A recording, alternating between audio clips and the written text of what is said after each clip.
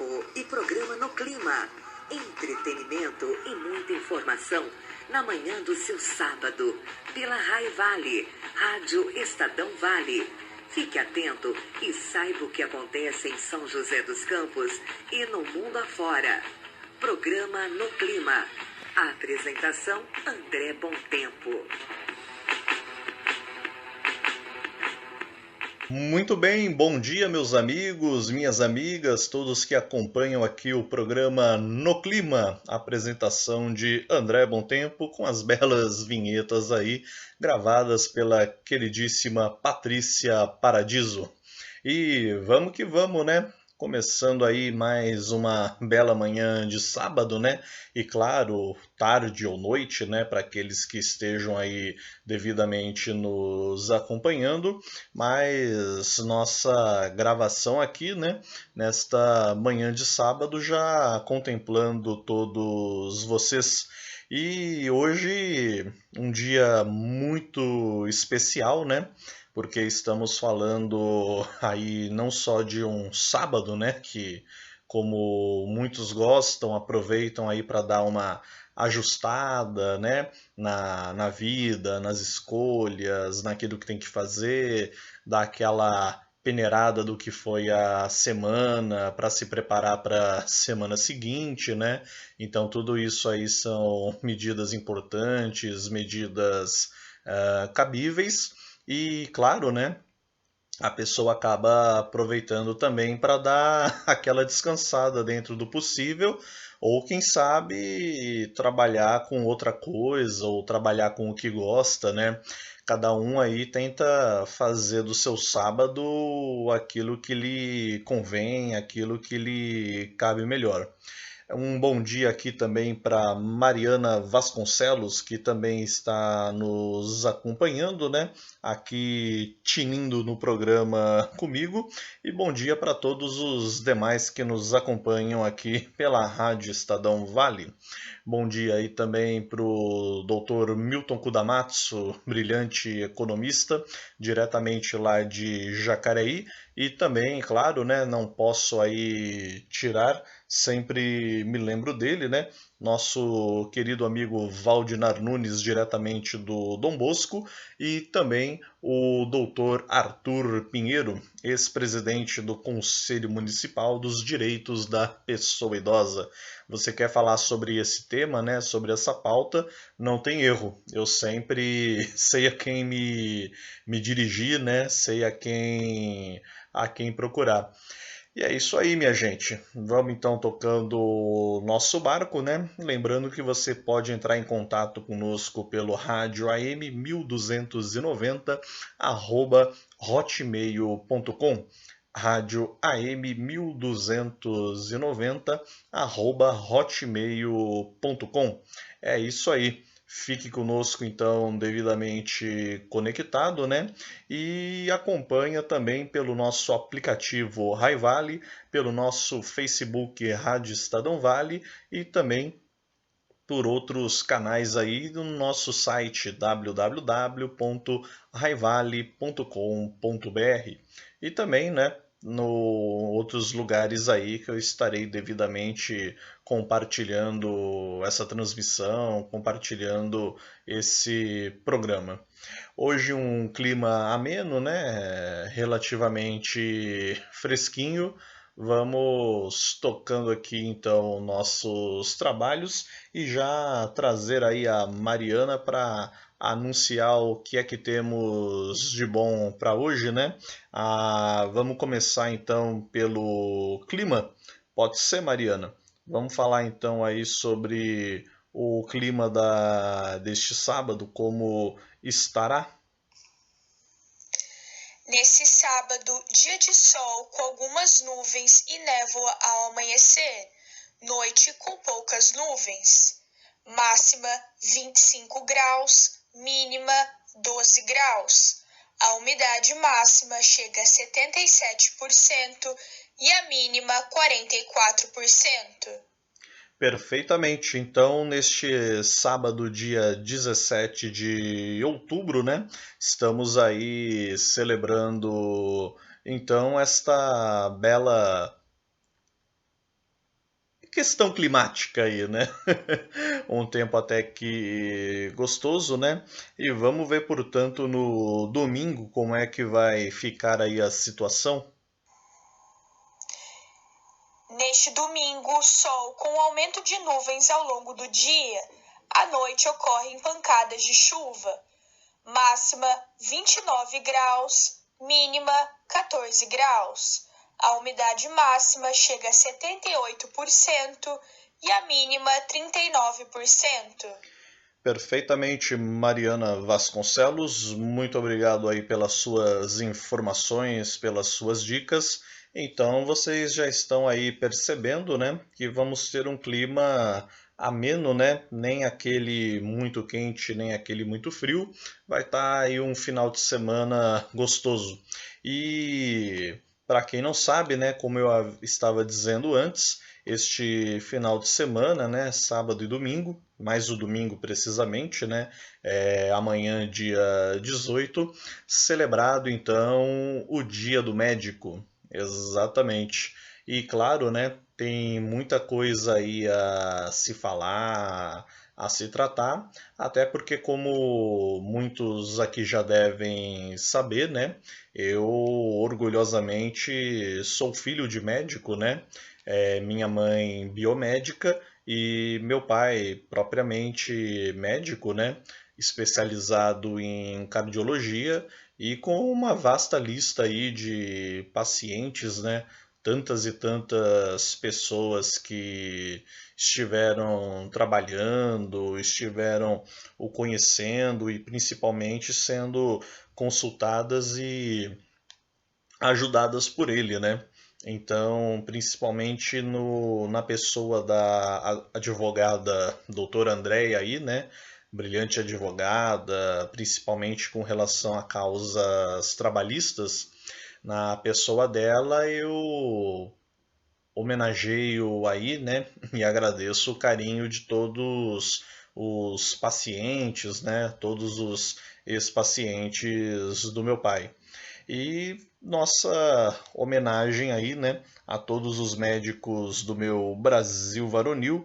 Afinal de contas, eles merecem nessa data, pois sabemos que não está fácil, é um trabalho árduo, é um trabalho de muita preocupação, né? É um trabalho de muitas coisas a se estar indo atrás, tentando resolver. Você coloca o seu nome em jogo e agora com essa situação da Covid, a coisa a gente sabe que está pior ainda, né? É, claro que estamos relativamente numa situação mais tranquila do que tínhamos até alguns meses atrás, né? Mas ainda pedimos para que as pessoas tenham cuidado, pedimos para que as pessoas tenham parcimônia, né? Se cuidem, se preservem, porque se a gente tem esse grande número de sobreviventes, né? Esse grande número de sobrevida, mesmo sendo aí o segundo país com maior número de mortes, é porque também a gente tem uma grande equipe de profissionais da saúde, né? Não só médicos, evidentemente, mas também médicos que estão aí se dedicando, correndo para cima, para baixo, né? Enfermeiros, profissionais de enfermagem, auxiliares e todo o corpo técnico, né, necessário para fazer a coisa se pelo menos tentar ser estabilizada, né? Então a gente agradece aí a todos vocês e esperamos realmente que a coisa fique um tanto quanto tranquila. Só para atualizar alguns números, né? A pandemia do coronavírus quebrou a barreira dos 50 mil casos confirmados nesta última quinta-feira no Vale do Paraíba. O total de diagnósticos positivos chegou a 50.102, com 1.332 mortes. O número de contaminação é superior à população de 27 cidades da região. Isso aí são informações aqui do jornal O Vale, né? Um dos parceiros, um dos colaboradores que a gente sempre busca ter aí como uma referência. E falando então no Dia do Médico, né? O Dia dos Médicos, das médicas, todos esses excelentíssimos profissionais da saúde. Mariana, o seu recadinho, então?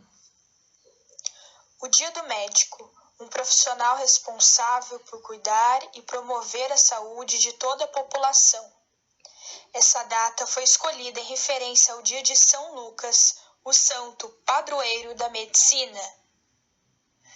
Aliás, por falar em São Lucas, né? Não querendo fazer propaganda, mas já fazendo, tem até uma drogaria aqui perto de casa, né? Uma farmácia aqui perto de casa, justamente chamada São Lucas, né? E se não me falha a memória, tem até o símbolo da serpente, né? Da medicina. Então, uma marcação aí bastante simbólica. E falando em homenagens, né, teremos aí uma repercussão, um material bastante interessante que eu fui atrás, né, pesquisei aí até para não só falar da questão da medicina em si, mas fazer um resgate histórico, né, aqui da nossa terra, da nossa gente.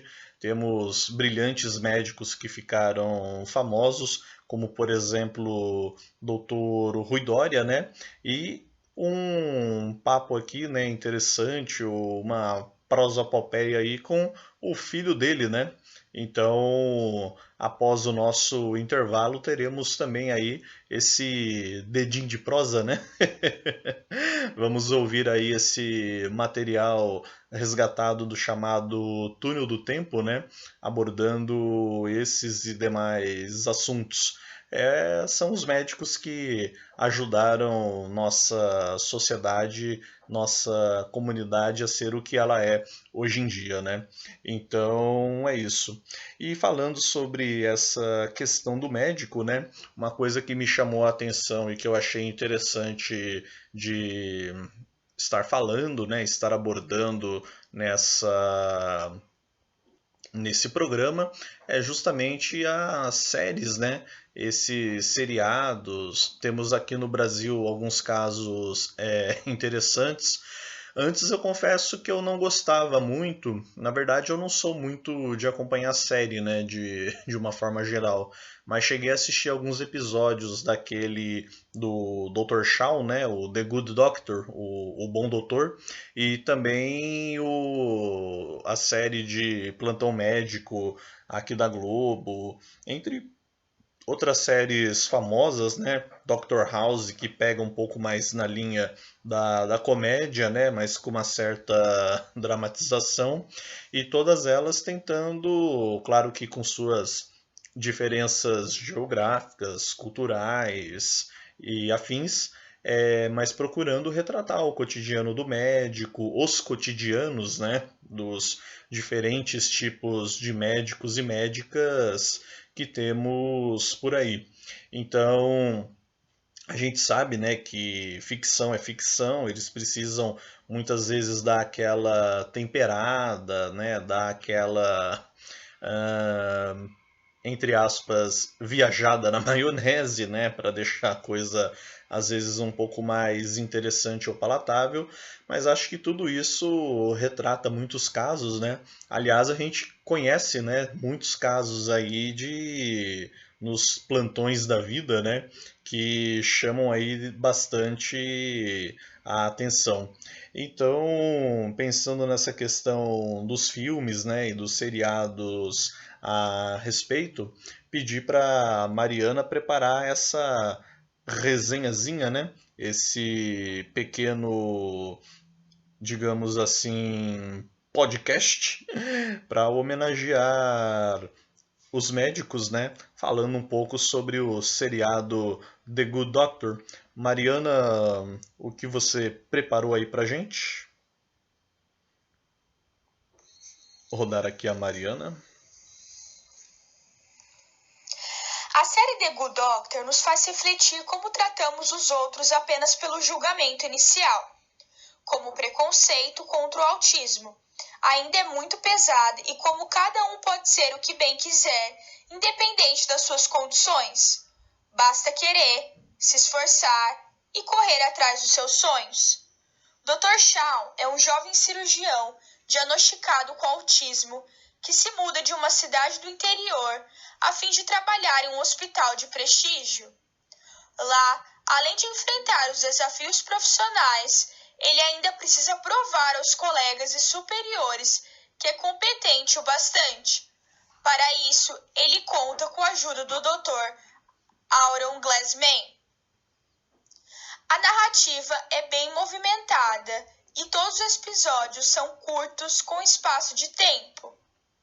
Mostram os casos que aparecem nos hospitais, ganhando velocidade, e é possível impactar durante os episódios.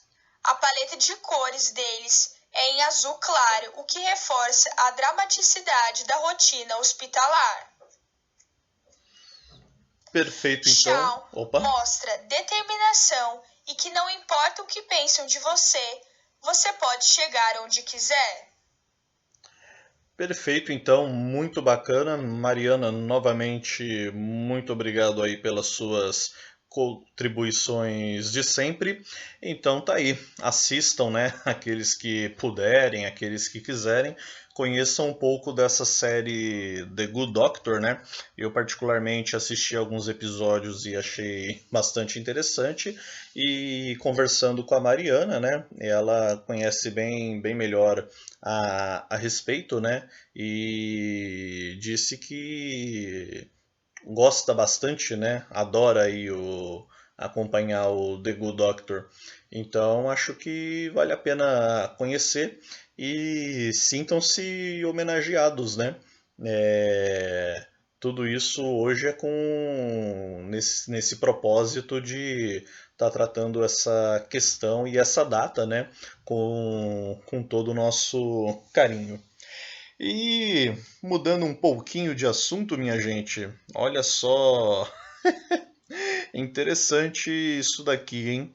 A corrida eleitoral tá de vento em popa, né? Na nossa São José dos Campos, no Brasil, né? De uma forma geral, todas as cidades aí com as suas respectivas corridas eleitorais.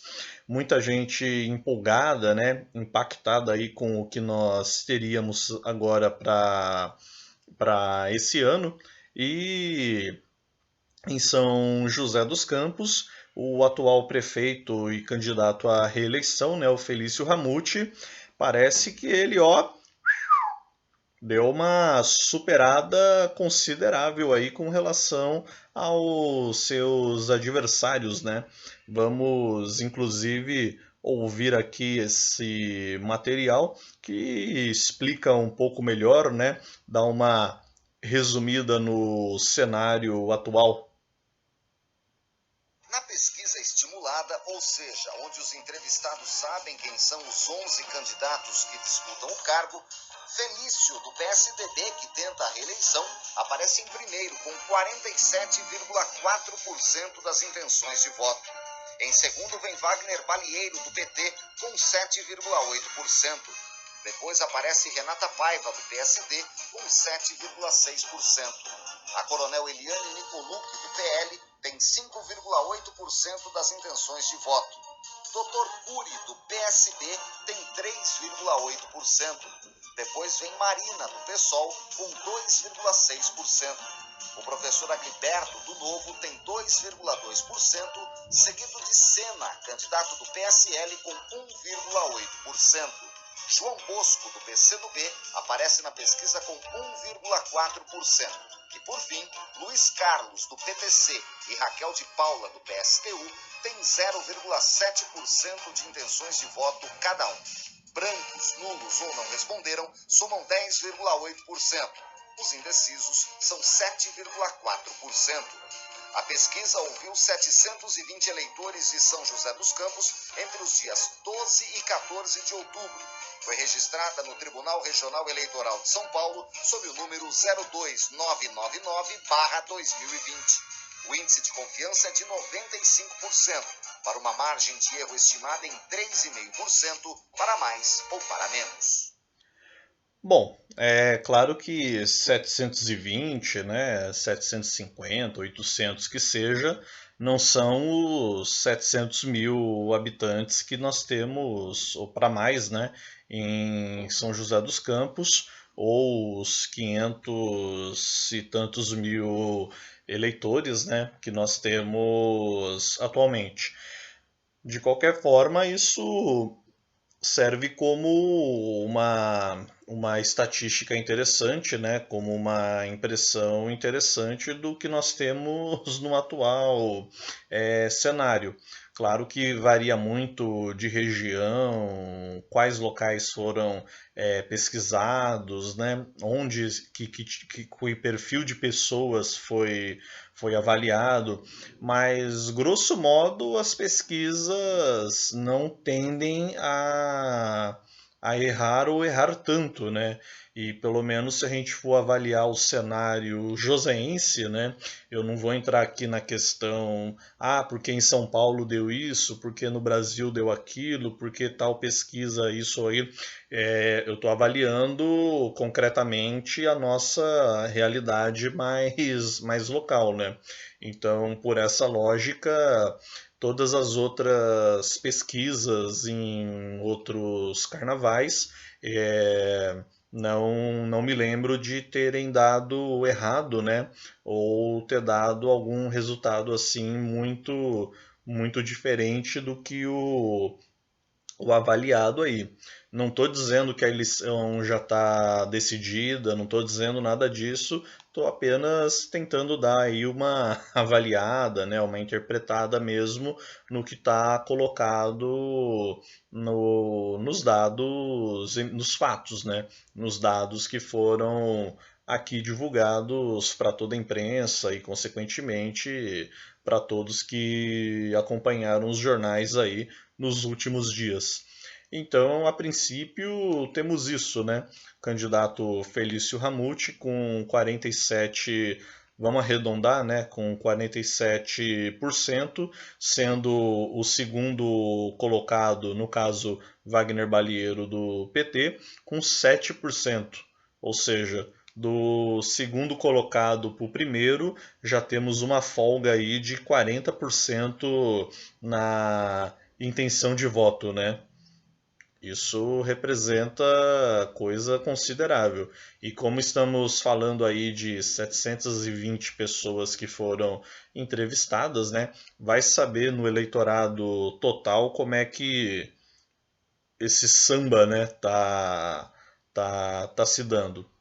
Aparentemente, vendo aí as campanhas, as passeatas, carreatas, o que quer que seja, a princípio a sensação que dá é que a pesquisa está realmente refletindo a realidade, né? Mas só vamos saber de fato o que é que vai ser no dia mesmo da eleição. Bom, vamos então aí para um intervalinho, né? E já retornamos com mais No Clima.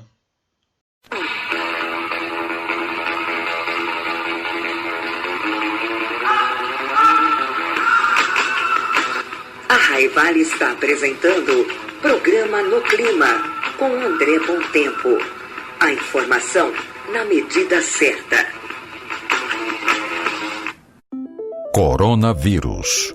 Atenção! Tem dúvida se está com coronavírus? Você não precisa sair de casa para se consultar.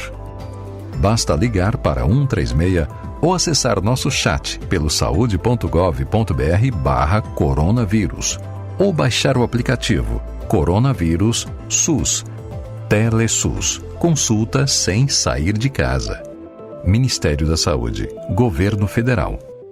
A vida fica mais leve com cartão de crédito Olé consignado. Não tem anuidade, é internacional, melhores taxas do mercado, sem consulta ao SPC Serasa. Com cartão Olé, você pode fazer saques imediatos, parcelar compras em 12 vezes sem juros, efetuar compras pela internet ou telefone e muito mais comodidades e segurança para você. Fale já com a Olé, corretora autorizada, Luciana Caravaca, 12 99784 9546.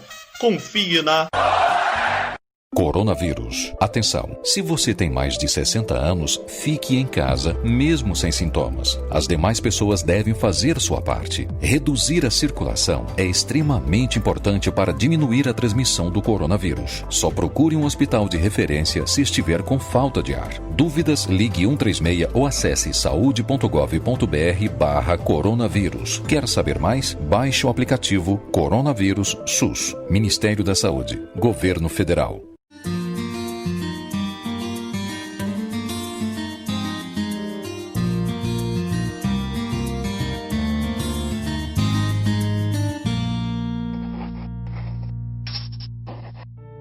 Nossa água. Saber usar para não faltar. Água de beber, água para comer, água para viver. A água está presente em tudo que a gente faz. Além do uso doméstico, é essencial na agricultura, na criação de animais, como base para milhares de produtos, movimenta indústrias e usinas na produção de energia. E à medida que a população cresce, as cidades aumentam e se desenvolvem, e a demanda por água aumenta todo dia. Mas temos água suficiente para atender essa demanda crescente? Vários estudos apontam que, se continuarmos no ritmo atual de uso, muito em breve podemos enfrentar uma grande crise de abastecimento no mundo todo. Aqui no Brasil, em muitos lugares, inclusive onde a água é aparentemente abundante, já começou a faltar. É sério, a água é um recurso limitado. É preciso cuidar bem dela para que não falte. E uma das maneiras de cuidar bem da nossa água é usá-la de forma racional. A primeira ação é simples: detectar e combater o desperdício. Muitas vezes não percebemos, mas em praticamente todas as formas de uso de água acaba acontecendo algum desperdício. Os motivos podem ser muitos: falta de cuidado ao usar a água, equipamentos ultrapassados e pouco eficientes, ou vazamentos e falta de manutenção em redes e encanamentos, entre outros. E todos, do menor ao maior usuário da água, podem e devem dar uma parcela de contribuição. Os exemplos de como combater o desperdício na nossa casa, todo mundo já sabe. Fechar a torneira enquanto escova os dentes, esfrega as mãos, esfrega o rosto, faz a barba e só abrir para enxaguar. Tomar banhos mais rápidos e com o registro fechado enquanto se ensaboa. Usar a máquina de lavar a roupa com quantidade completa de roupas e reutilizar a água do enxágue para outros usos. Não usar mangueira, limpar calçada somente com vassoura e regar plantas com regadores. Evitar lavar o carro com frequência e, ao invés de mangueira, use um balde. Uma lavagem que consumiria mais de 200 litros pode ser feita com 40. Também é importante acompanhar com atenção o consumo em sua conta de água para verificar e consertar possíveis vazamentos. O poder público e as empresas de abastecimento também devem ficar atentos para fiscalizar, manter em dia a manutenção e corrigir rapidamente problemas e vazamentos em tubulações e adutoras. Na indústria já houve muito avanço com a instalação de sistemas de reaproveitamento e reuso de água e programas de redução de desperdícios. Mas ainda pode melhorar muito, inclusive com a busca por cada vez mais eficiência do uso da água na produção. Na agricultura, com os métodos tradicionais, até 45% da água utilizada para irrigação é perdida. Uso de técnicas simples para indicar a necessidade de irrigação melhora a eficiência de produção e a redução da quantidade de água utilizada, pois cada tipo de plantio tem uma necessidade de irrigação. Os equipamentos mais adequados também podem variar para cada tipo de cultivo, e isso representa uma economia de água e energia muito importante para o agricultor. Aliás, economizar água em todas as atividades também ajuda a reduzir o custo da energia elétrica. Em certas atividades, como na agricultura, isso faz uma enorme diferença. Existem hoje também vários equipamentos poupadores que ajudam a racionalizar o uso da água, como torneiras de fechamento automático, redutores de vazão de torneiras, vasos e descargas econômicas, instalação de cisternas e sistemas de captação de água da chuva para uso geral. Essas e outras medidas muito simples, além de ajudar a preservar a nossa água, podem ajudar todos a economizar dinheiro, pois sua conta de água e eletricidade vai diminuir e muito. É possível produzir a mesma coisa utilizando menos água e economizando na conta. Então, repense sua produção. Repense sua utilização da água. Repense sua demanda. E você, já pensou em quanta água você precisa de verdade? Acesse www.ana.gov.br para saber mais sobre a agência que cuida das águas do Brasil. Coronavírus. Atenção! Se você está com sintomas de gripe, fique em casa por 14 dias e siga as orientações do Ministério da Saúde para o isolamento domiciliar. Só procure um hospital de referência se estiver com falta de ar. Dúvidas? Ligue 136 ou acesse saude.gov.br/coronavírus. Quer saber mais? Baixe o aplicativo Coronavírus SUS. Ministério da Saúde, Governo Federal.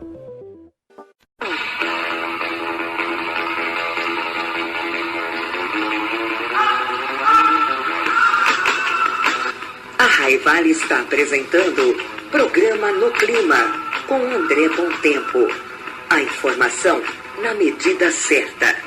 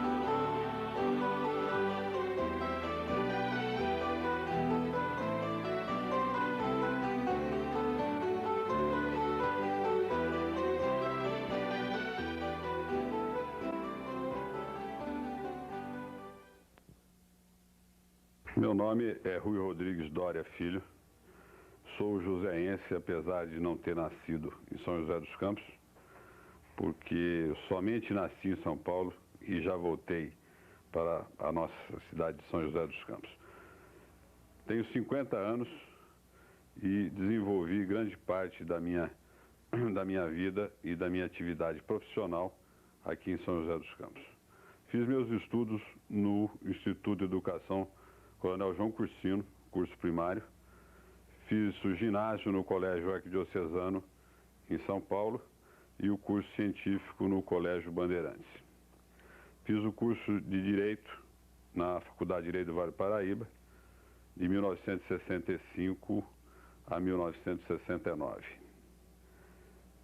Após a minha formatura, tive um escritório de advocacia durante 3 anos, e após isto me estabeleci em trades como acionista na Vila Nova, comércio de veículos, distribuidor Ford, na qual estou até hoje em São José dos Campos.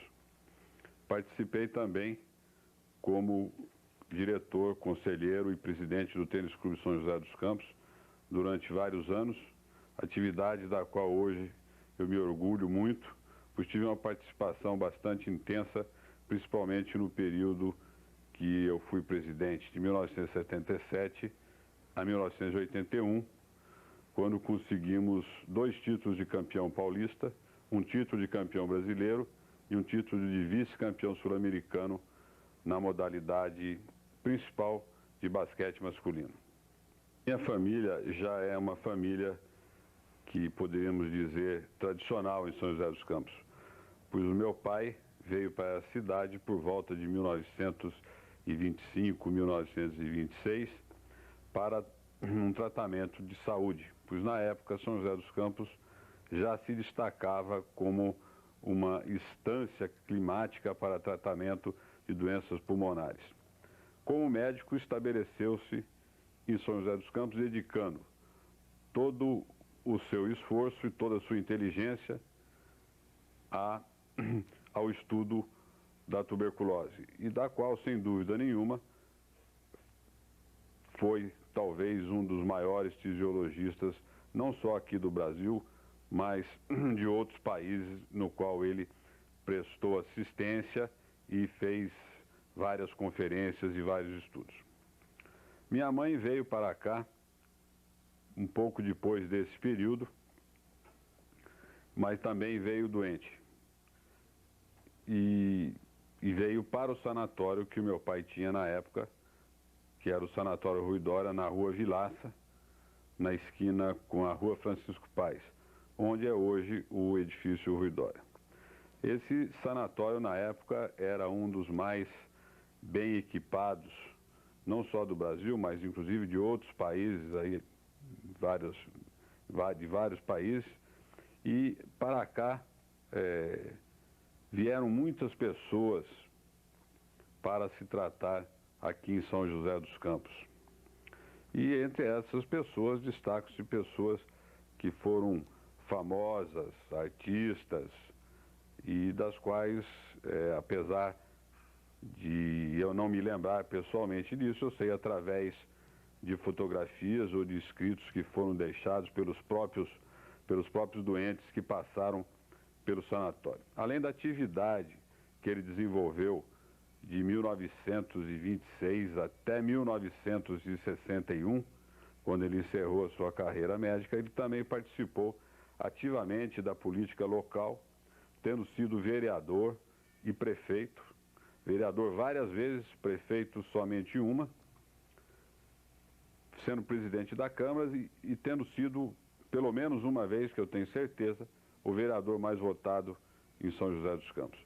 Foi várias vezes candidato a deputado estadual e deputado federal, empreitada na que não teve o sucesso esperado, pois os próprios eleitores, segundo dizem os mais antigos em São José dos Campos, evitavam de votar nele para que ele não saísse de São José dos Campos e não deixasse os seus amigos ou os seus doentes sem o amparo que eles queriam. Isso provavelmente já é um folclore hoje político, mas, de qualquer maneira, foi um político atuante que batalhou por um ideal de honestidade e sempre foi fiel aos seus princípios, pois ele sempre foi um udenista da antiga União Democrática Nacional, desde a sua fundação, tendo sido fundador da União Democrática Nacional e o partido que ele pertenceu a vida toda e pelo qual ele batalhou. E que esse partido, na época, representava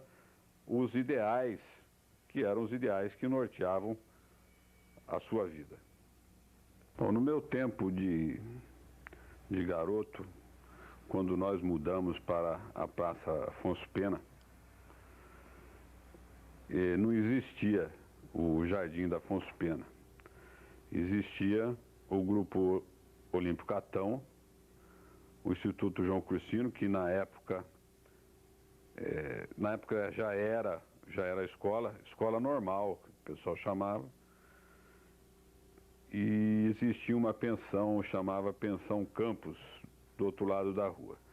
E aí nessa praça é onde se armava circo, e esse jardim foi construído, acho que muitos anos depois, acredito por volta de 1950, alguma coisa assim, e acredito que foi na gestão do Dr. Orlando Campos, numa fase que ele foi prefeito, e o projeto, praticamente a execução desse jardim, foi do Gregório Gurevitch, e tanto que esse jardim, durante um certo tempo, todo mundo chamava, era o Jardim do Gregório. Mas São José era uma cidade pequena, que você não poderia imaginar que São José se transformaria no que é hoje. É uma cidade muito simples, com algumas ruas somente calçadas.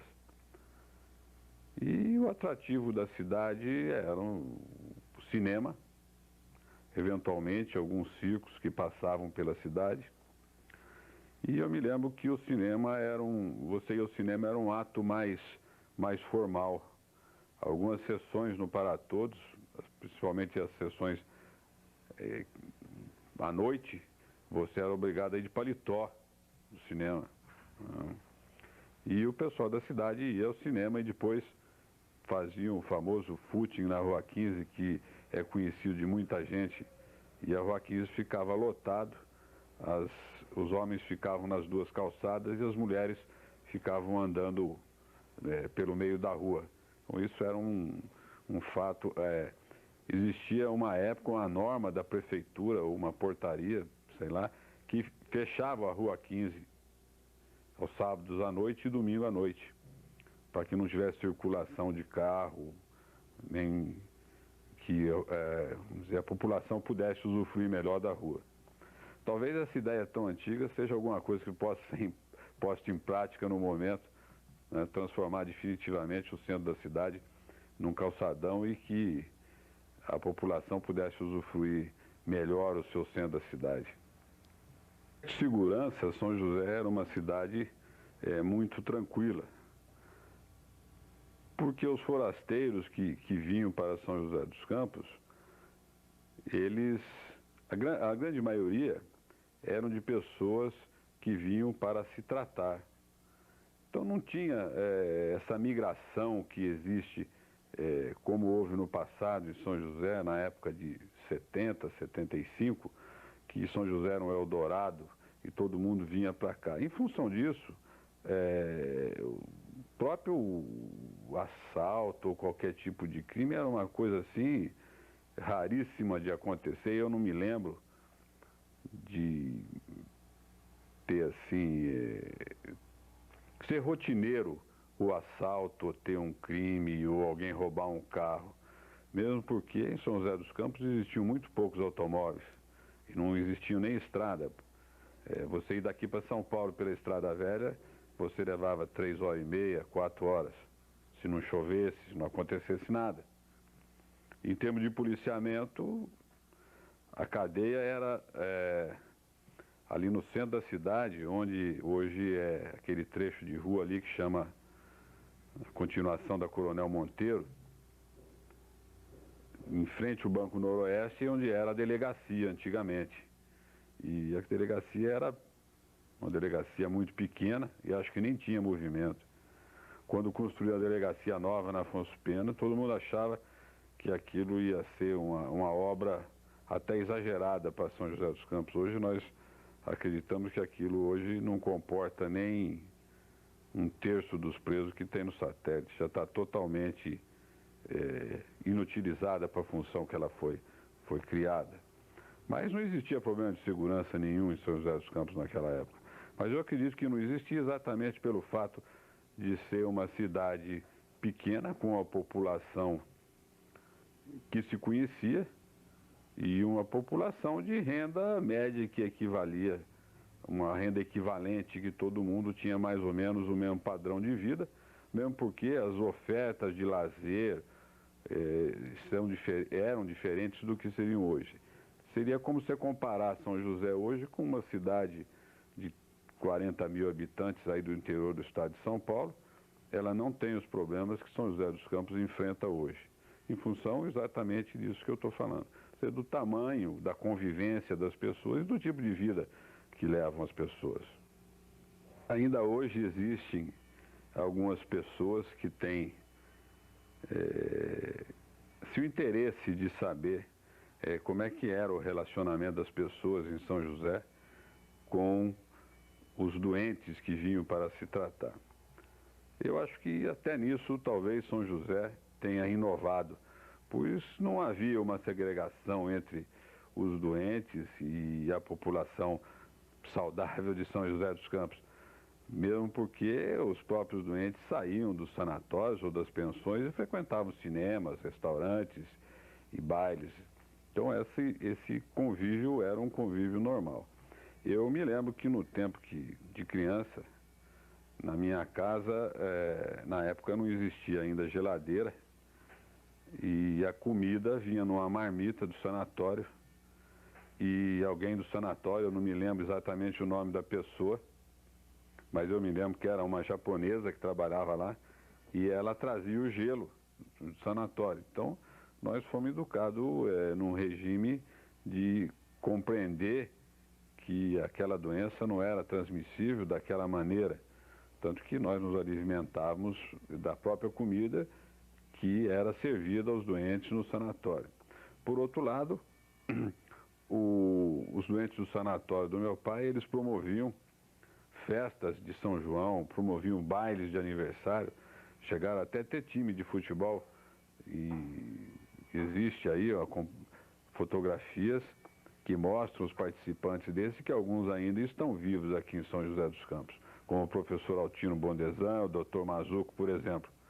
Então esse convívio, ninguém pensava na época, principalmente sendo criança, que esse tipo de convívio podia transmitir essa doença. Eu acredito que nós convivemos perfeitamente bem com esse tipo de coisa, sem ter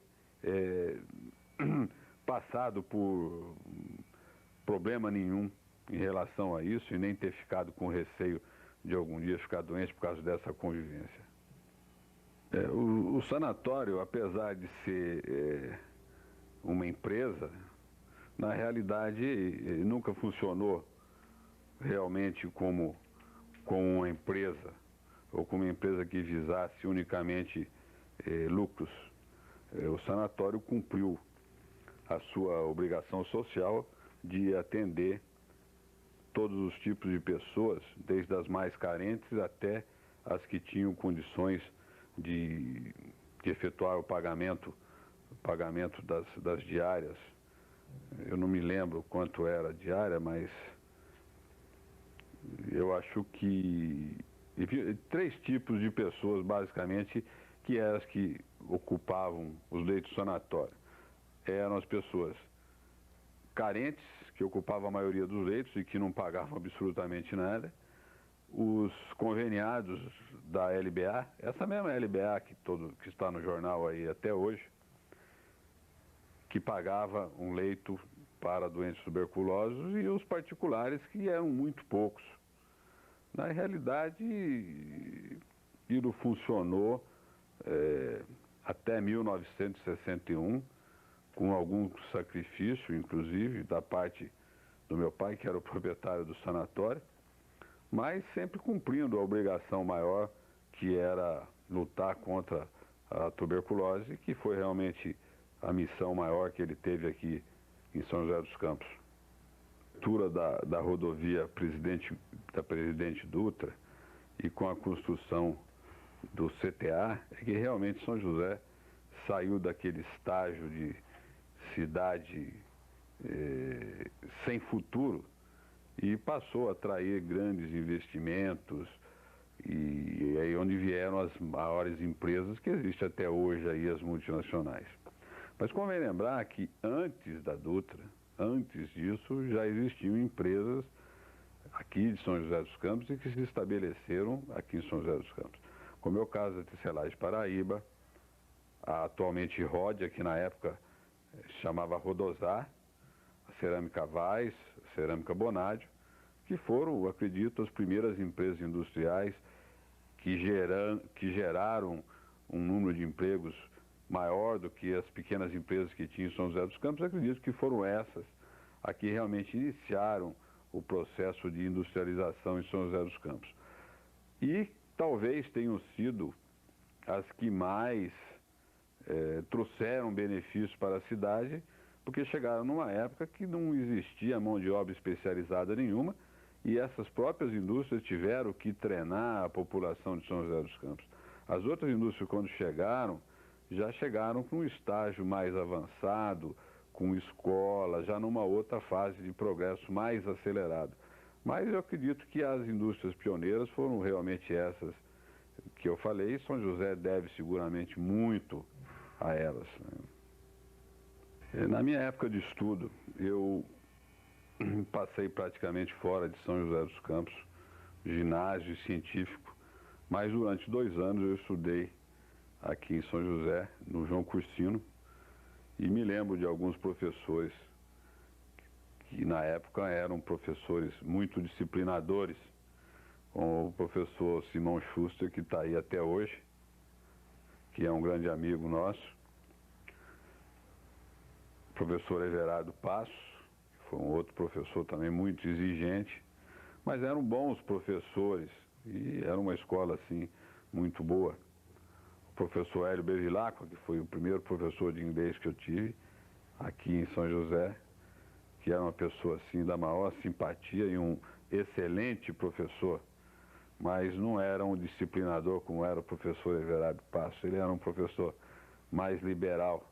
Talvez a gente tenha algumas lembranças mais agradáveis desse tipo de professor do que de um outro tipo de um professor mais exigente.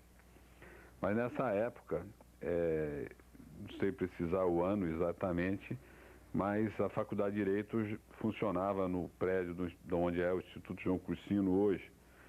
E eu me lembro que os alunos da Faculdade de Direito deixavam cartas e bilhetes embaixo da carteira para quem estudava de dia, que lesse e respondesse se fosse o caso. E, coincidentemente, depois eu saí do científico, voltei a São Paulo e acabei cursando a Faculdade de Direito aqui em São José dos Campos, de 1965 até 1969. Foi uma época, assim, muito boa. E foi a época que eu também me casei em 1966 e estudamos juntos, eu e a minha esposa estudamos juntos esse período na faculdade. Me lembro de um fato até pitoresco e muito engraçado, pelo inusitado do fato em si na época. Os alunos do ITA construíram, acho que deve ter sido por volta de 1960 ou 61, na época do Sputnik, deve ser por aí. Construíram um foguete e montaram o foguete atrás da Igreja da Matriz, ali na orla do banhado, e convocaram a população toda para ir ver o lançamento desse foguete. E era tudo uma montagem, uma brincadeira dos alunos do ITA. E a população inteira de São José foi assistir o lançamento do foguete construído aqui em São José dos Campos. Era um negócio assim interessante para a época, né? As atividades que eu desenvolvi, sejam elas atividades empresariais ou mesmo atividades em relação ao esporte amador, na minha participação como presidente do tênis clube, sempre existiu um envolvimento político e sempre em todas as decisões que você toma, seja ela na sua vida diária, seja no seu negócio, na sua empresa, no seu clube, você tem sempre o componente político e para isso você precisa saber como se desenvolve a política, principalmente a política dentro da sua cidade. Então eu convivi com a política, conheci os políticos de São José dos Campos, mas até esse ano eu não tive uma participação, uma participação no sentido de ser candidato, apesar de que nas outras eleições eu participei ativamente, apoiando um candidato ou outro, mas somente nessa vez realmente é que surgiu a oportunidade em que eu pude realmente participar como candidato a vice-prefeito na chapa do Dr. Coimbra. E a minha atividade empresarial somente agora me permitiu uma dedicação maior à atividade política em função do tempo que meus negócios exigiam ou exigiam a minha presença constante. Quanto a essa participação minha, eu me sinto plenamente satisfeito. Foi uma experiência muito boa. Eu conheci melhor a cidade de São José dos Campos. Na década de 50, já que estamos falando em política, meu pai foi candidato a deputado e ele comprou um caminhão e construiu uma casa de madeira em cima do caminhão para fazer campanha. E os caminhões naquela época, mesmo a aparelhagem de som, não eram o que seria hoje. E o caminhão tinha alto-falante e tinha uma vitrola de corda. Então, tinha um disco gravado com a mensagem do candidato e quem controlava dava a corda e aquilo tocava repetidamente. Só que o candidato, meu pai, como tinha muitos amigos, e ele sempre, tudo que ele fazia ou para os seus amigos ou com os seus amigos, ele convocou os seus amigos para que viesse trabalhar na campanha dele a deputado. e colocou o caminhão à disposição deles. Entre esse pessoal que estava, eu me lembro assim, que eram Jaime Davi, Pedrinho Davi, Fausto Pinotti, que são pessoas até hoje bastante conhecidas em São José dos Campos, e eles pegaram esse caminhão e foram fazer campanha no litoral, em Caraguatatuba. E ficaram lá alguns meses em Caraguatatuba fazendo campanha, e eu acho que a eleição não teve um resultado satisfatório, porque o eleitorado de Caraguatatuba era muito pequeno. Mas, de qualquer maneira, essa campanha não foi vitoriosa. Os amigos que foram trabalhar pela candidatura do meu pai se divertiram bastante no período que passaram em Caraguatatuba. Nós que já estamos aqui em São José dos Campos já há muitos anos, nós gostaríamos realmente que a nossa cidade se transformasse no futuro numa cidade mais humana e numa cidade que atendesse melhor a sua população carente e que realmente São José se desenvolvesse voltada basicamente para o atendimento da sua população e não que se transforme numa cidade superindustrializada ou num altíssimo polo de desenvolvimento de tecnologia e que isso não traga retorno nenhum para a cidade. O que eu espero realmente para São José dos Campos é que ela se desenvolva e que isso traga benefícios reais para a população de São José dos Campos. 18 de outubro, Dia do Médico. A Alcel ProSaúde parabeniza todos os médicos e, em especial, aqueles que compõem as parcerias Alcel. Médico, com suas experiências, seu empenho, suas atitudes, decisões acertadas, livra os pacientes dos males das doenças, restabelecendo-lhes a vida e a saúde, seu maior patrimônio. Homenagem ao Alcel, cuidando da família o ano inteiro. E a todos que acompanharam mais este programa aqui, meu muito obrigado, meu muito bom dia, boa tarde, boa noite, né? A depender do horário que vocês estão aí devidamente nos acompanhando.